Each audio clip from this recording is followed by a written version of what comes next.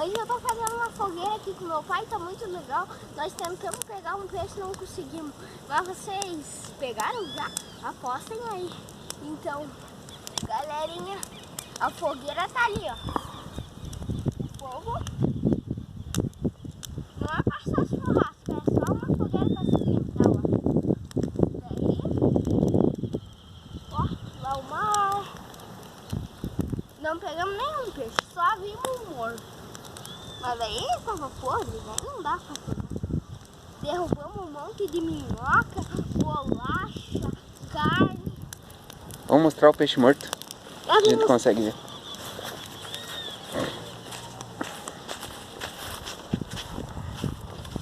Ó, nós subimos aqui na coisa.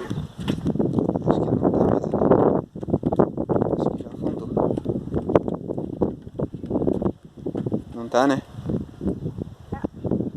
Olha só a coisa mais linda.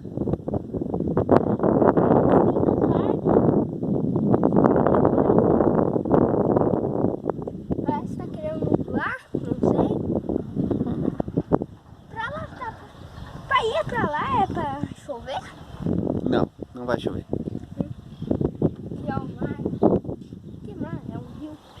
Mas bem grande. Como é que nós vamos alcançar, galerinha? Eu acho que tá na hora de se despedir porque vai acabar a bateria. Então, tchau. Se inscreve no canal, ativa o sininho e fui.